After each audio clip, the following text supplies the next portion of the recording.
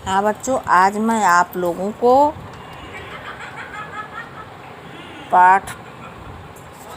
पांचवा पाठ पढ़ाऊंगी। ठीक है, पंचवटी का।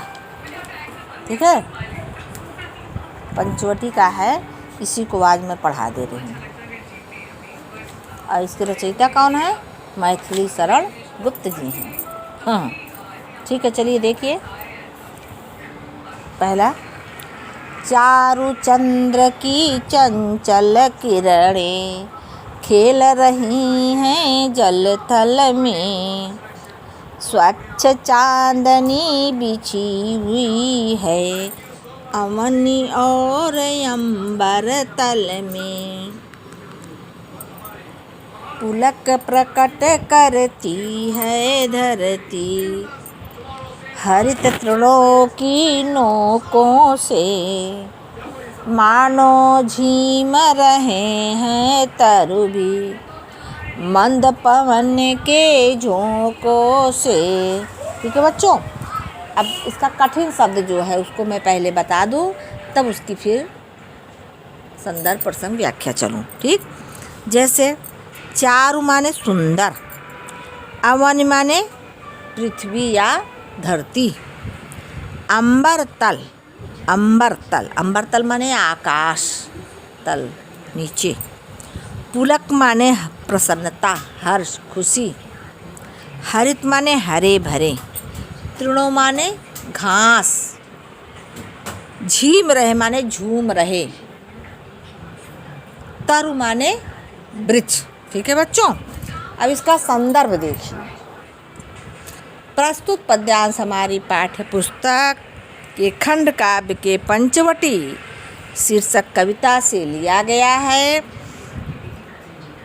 और इसके रचयिता मैथिली शरण गुप्त जी हैं।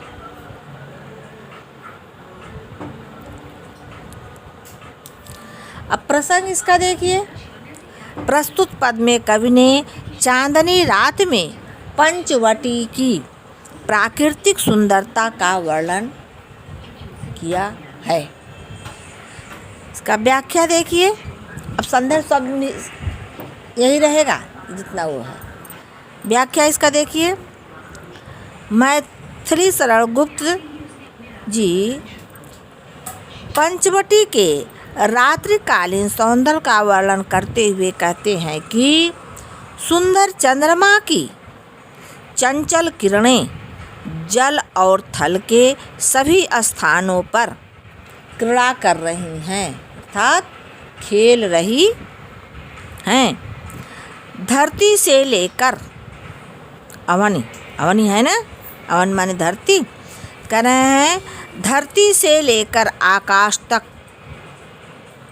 स्वच्छ चांदनी ऐसी फैली हुई है जैसे धरती और आकाश में कोई सफ़ेद चादर बिछी हुई हो।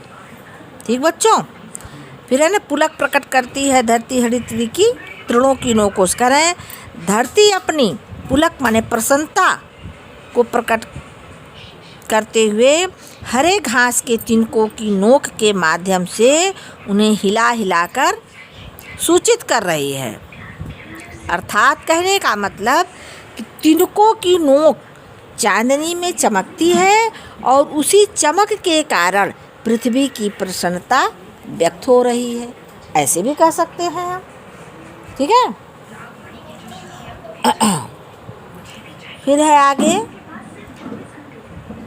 वृक्ष भी मानो झीम रहे हैं तरु माने वृक्ष, वृक्ष भी मंद माने मंद सुगंधित वायु के झोंकों से झूमते हुए प्रतीत हो रहे हैं। वृक्ष को देखकर ऐसा लगता है कि वे अपनी सुंदरता को प्रकट करते हुए झूम रहे हैं। ठीक है बच्चों, अगला देखिए। बहुत पहले एक बार हमने बताया था कि जहाँ एक ही शब्द दो बार आए तो वहाँ पर अनुप्रास अलंकार, जैसे चारु चंद्र चचाया है, ज ल थ ल दो बार आ गया, पुलक का प्रकट देखिए का दो बार आ गया, तो यहाँ पर जो है पुनरावृत्ति होने के कारण यहाँ अनुप्रास अलंकार है। और जैसे उत्प्रेक्षालंकार भी यहाँ मानो झूम रहे हैं तर भी मंद पवन के झोंकों से में वायु के बहने से वृक्ष की प्रसन्नता से झूमने की स्थिति में दर्शाया गया है। इसलिए यहाँ पर जो है उपमेय में उपमान की संभावना व्यक्त हुई, जिस कारण यहाँ उत्प्रेक्षा अलंकार हो गया है कि नहीं। ठीक है, अगला देखिए। पंचवटी की छाया में है सुंदर पर्ण कुटीर बना, उसके सम्मुख स्वच्छ शिला पर धीर वीर निर्भीक बना। जाग रहा यह कौन धनुर्धर जबकि भुवन भर सोता है, भोगी कुसुमायुध योगी सा बना दृष्टिगत होता है। इसमें प्रसंग में देखिए, प्रस्तुत पद्यांश में कवि ने पंचवटी की कुटिया की सुरक्षा करने वाले लक्ष्मण के व्यक्तिगत चरित्र, उसकी कर्तव्य निष्ठा का बहुत ही सुंदर वर्णन किया है।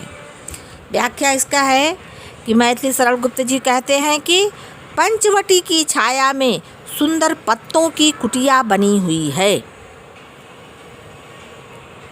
पर्ण कुटिया माने पत्तों की कुटिया बनी हुई है। उस कुटिया के सामने एक स्वच्छ एवं साफ पत्थर की शिला पर कोई धैर्यवान धीर वीर निर्भीक बना, वही कह रहे धैर्यवान वीर और निर्भीक मनुष्य बैठा हुआ है। जाग रहा यह कौन धनुर्धर जबकि भुवन भर सोता है। फिर कह रहे हैं जिसने अपने हाथों में धनुष बाण धारण किया हुआ है जबकि पूरा संसार सो रहा है, परंतु यह कौन धनुर्धारी वीर व्यक्ति है जो इतनी रात्रि में भी जाग रहा है। भोगी कुसुमायुध योगी सा बना दृष्टिगत होता है। भोगी माने सांसारिक सुखों में लिप्त, माने जिसके पास सब कुछ सुख है, उसे कह रहे हैं कुसुमायुध माने कामदेव कहा गया है यहाँ पर। तो कह रहे हैं उसके रूप सौंदर्य और तन्मयता को देखकर, जो उस व्यक्ति पत्थर पर बैठा हुआ है उसके लिए कह रहे हैं, उनके रूप सौंदर्य और तन्मयता को देखकर ऐसा प्रतीत हो रहा है कि मानो सांसारिक सुखों में लिप्त कामदेव योगी के वेश में यहाँ आकर बैठ गया हो। अर्थात कहने का मतलब कि वह लक्ष्मण इतने हिष्ट पुष्ट स्वस्थ, हर चीज़ उनकी सब दिल डॉल बहुत अच्छी थी, उसी को कह रहे कितने जैसे लगते कोई राजा महाराजा हर सुख संपन्न से भरे हुए हैं। आखिर में यह ऐसा कौन व्यक्ति है जो कि इतने सुंदर लग रहे हैं और सब कुछ अपने सुख को त्याग करके कामदेव के योगी के वेश में आकर यहाँ पर बैठ गए, मतलब गिरुआ वस्त्र पहने हुए हैं ना, उसी पर यह कहा गया है। ठीक है। अगला देखिए, किस व्रत में है व्रती वीर यह निद्रा कायो त्याग किए, राजभोग के योग्य पिपिन में बैठा आज विराग लिए, बना हुआ है प्रहरी जिसका उस कुटीर में क्या धन है, जिसकी रक्षा में रत इसका तन है मन है जीवन है। अब ऐसे कठिन शब्द कुछ जैसे व्रत माने नियम, व्रती नियम निष्ठ, विपिन माने वन या जंगल जिसको कहते हैं, विराग माने वैराग धारण करना, प्रहरी माने पहरेदार है, रथ माने लगा हुआ। ठीक। अब प्रसंग में प्रस्तुत पद्यांश में कवि ने उस समय का वर्णन किया है जिस समय श्री राम और सीता जी पंचवटी की कुटिया में सो रहे हैं। ठीक है बच्चों। और अब इसकी जो है व्याख्या देखिए। मैथिली सरल गुप्त जी कहते हैं कि यह धनुर्धर वीर किस कठिन व्रत को धारण किए हुए है। तो कवि कहते हैं कि मेरे मन में यह प्रश्न बार बार उठ रहा है कि इस वीर ने अपनी नींद क्यों त्याग दी है, अपनी निद्रा क्यों त्याग दी और रात भर जाग रहा है। जो व्यक्ति राजभवन के सुख पाने योग्य है वह वैराग्य धारण किए हुए एकांत वन में बैठा हुआ है। आखिर इस कुटिया में ऐसा कौन सा धन रखा गया है जो वह युवक अपने शरीर की परवाह किए बिना पूरी तन्मयता के साथ, तल्लीनता के साथ इस कुटिया की रक्षा कर रहा है।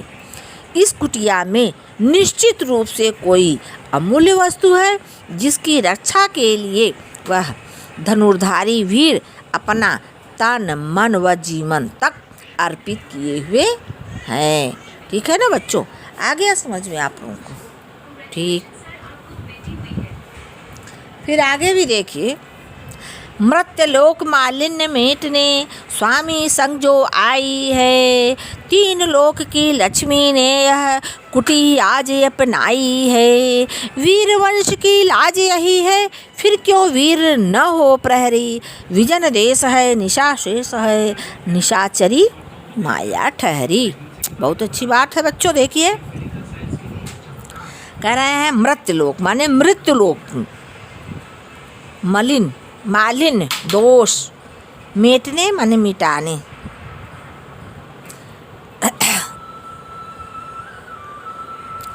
विजन निर्जन, निशा माने रात और निशाचरी माने राक्षसी। प्रसंग इसका है कि प्रस्तुत पद्यांश में कवि ने उस अनुपम धन की महानता का वर्णन किया है जिसकी रक्षा वीर लक्ष्मण बहुत ही एकाग्रता के साथ कर रहे हैं। ठीक है बच्चों, अब इसकी व्याख्या देखिए। अब इसकी जो है आप लोग ध्यान से व्याख्या भी सुन लीजिए। हाँ तो फिर देखिए मैथिली शरण गुप्त जी कहते हैं कि संसार के दोष दूर करने के लिए तीनों लोकों की स्वामिनी सीता अपने स्वामी श्री राम के साथ इस पंचवटी प्रदेश में आई हैं और इस कुटिया में रह रही हैं। वे वीरों के वंश रघुवंश की प्रतिष्ठा हैं। ठीक है ना? कहने यदि सीता जी प्रतिष्ठा में कोई आँच आती है तो रघुकुल की प्रतिष्ठा पर भी प्रश्न लग जाएगा। इसलिए लक्ष्मण जैसे वीर प्रहरी की यहाँ नियुक्ति की गई है। और यह निर्जन प्रदेश है जहाँ अभी रात्रि शेष है और चारों ओर मायावी राक्षसों का जाल फैला हुआ है। ऐसे में लक्ष्मण जैसे वीर के अतिरिक्त और कौन प्रहरी के दायित्व को पूरा कर सकता है? ठीक है ना? इसलिए इस कुटी का प्रहरी अत्यधिक वीर होना चाहिए। तभी जो है लक्ष्मण को यहाँ पर नियुक्त किया गया है। ठीक है ना? अब आगे भी देखिए।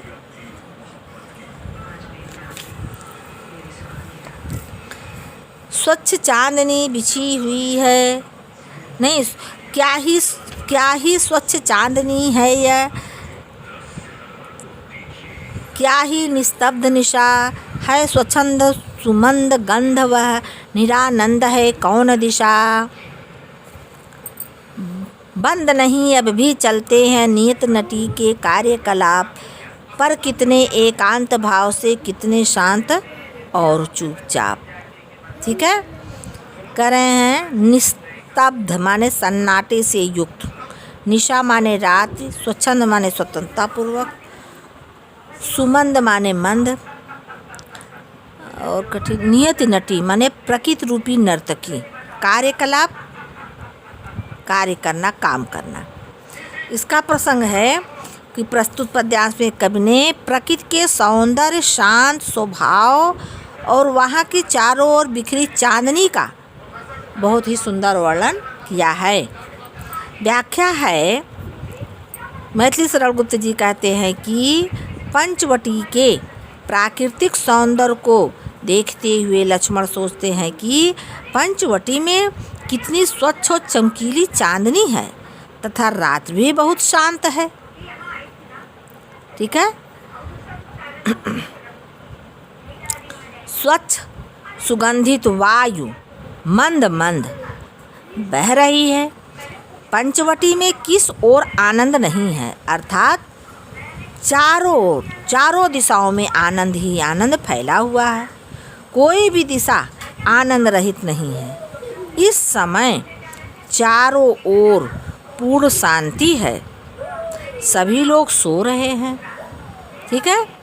फिर भी नियत रूपी नर्तकी अपने क्रियाकलापों को बहुत ही शांति के भाव से संपन्न कर रही है और वह अकेले ही अपने दायित्वों का निर्वहन कर रही है।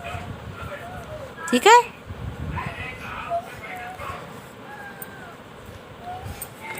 अगला है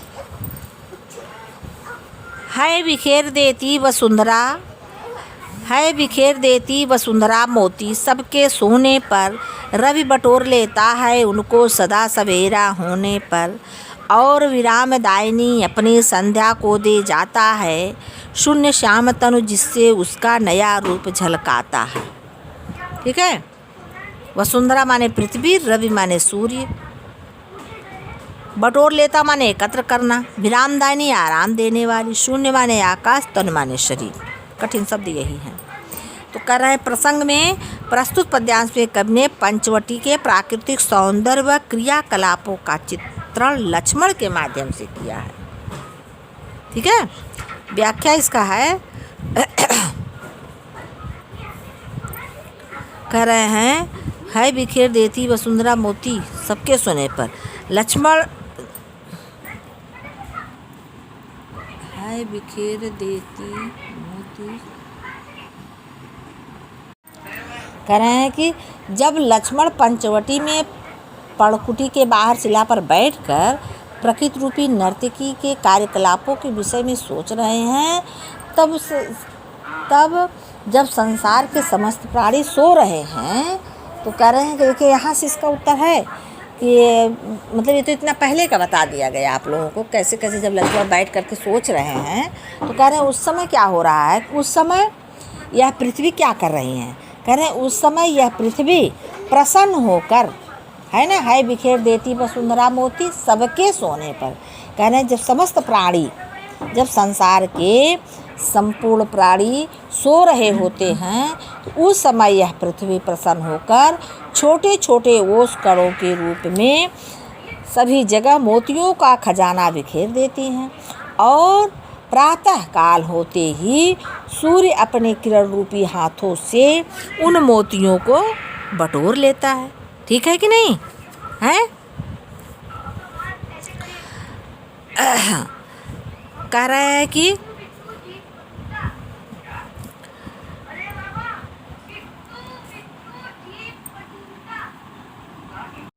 कहने का मतलब है कि सूर्य इन मोतियों को अपने पास नहीं रखता, बल्कि शाम को थक कर लौटते समय प्रातः काल समेटे हुए ओष के मोतियों का खजाना विश्राम देने वाली संध्या को सौंपकर अस्त हो जाता है।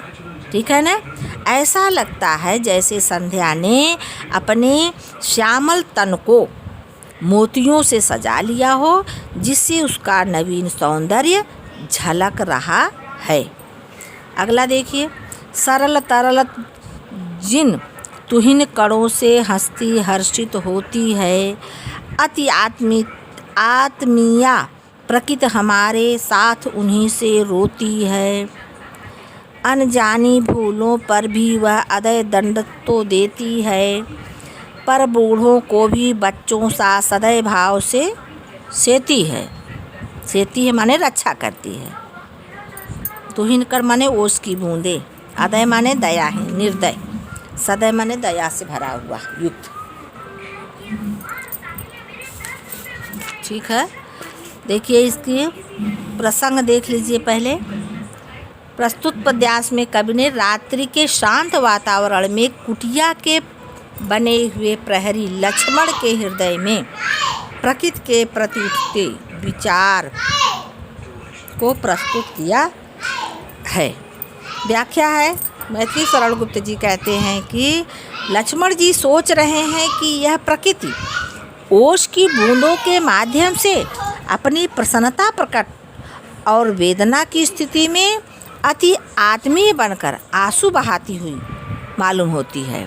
लक्ष्मण जी प्राकृतिक विधान के विषय में सोचते हुए कहते हैं कि यही प्रकृति जाने अनजाने में हुई हमारी भूलों और अपराधों के लिए भी कठोर दंड भी देती है, और कभी कभी यही दयालु बनकर बूढ़ों की भी बच्चों के समान सेवा करती हैं। ठीक है ना।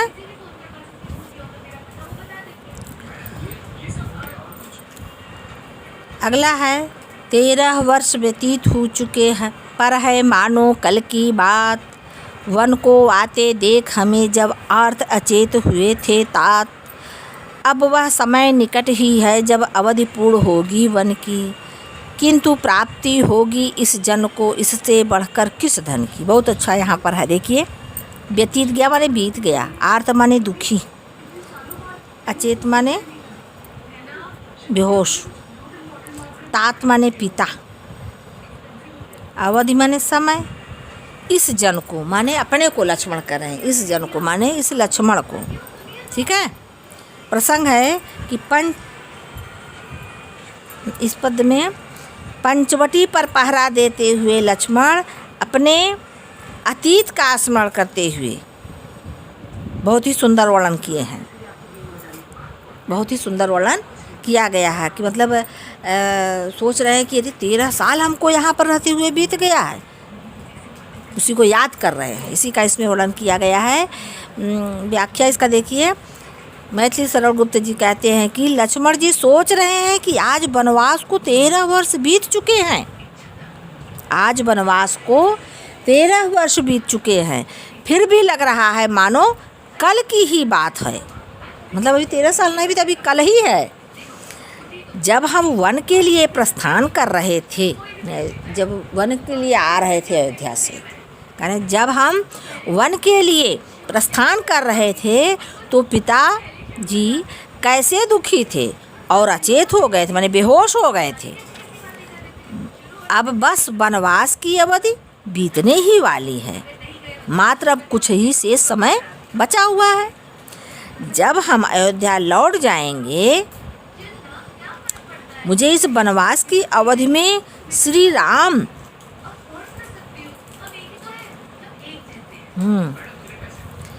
अवधि में श्री राम एवं सीता जी की सेवा का जो इतना सुंदर अवसर प्राप्त हुआ है, वह उस राजभवन में कहाँ मिलेगा। कहने का मतलब यह है बच्चों, यही है ना। देखिए, अवधि पूर्ण होगी वन की, किंतु प्राप्ति होगी इस जन को इससे बढ़कर किस धन की। कह रहे हैं कि जो आज मैं इस वन जंगल में रह करके श्री राम और सीता जी की सेवा का इतना सुंदर अवसर प्राप्त हुआ है, उस समय राजभवन में ऐसा अवसर कहाँ मिलेगा। कहने का मतलब कि मुझे भातृभक्ति रूपी जो यह सर्वश्रेष्ठ और महान धन यहाँ पर प्राप्त हो रहा है अयोध्या में, यह मिलना बड़ा ही कठिन है, क्योंकि इस धन से बढ़कर मेरे लिए और कोई धन नहीं है। क्योंकि भैया तो उस समय सभी जो जनता रहेगी उनके दुखों को सुनने में परेशान रहेंगे, तो मुझे कहाँ मौका मिलेगा। इसलिए कह रहे हैं कि मुझे इतना अच्छा अवसर अब नहीं मिलेगा। फिर देखिए, और आर्य को राज्यभार तो वे प्रजार्थ ही धारेंगे, व्यस्त रहेंगे हम सबको भी मानो विवश विसारेंगे। कर विचार लोकोपकार का हमें न इससे होगा शोक, पर अपना हित आप नहीं क्या कर सकता है यह नरलोक। बहुत अच्छी बात बता रहे हैं। कह रहे हैं कि लक्ष्मण जी सोच रहे हैं कि वनवास की अवधि समाप्ति पर जब हम लोग अयोध्या लौट जाएंगे, तब आर्य श्री राम को राजकाज देखना पड़ेगा। उनकी स्वयं की राजकाज की इच्छा न होते हुए भी प्रजा के हित के लिए राज का भार संभालना पड़ेगा।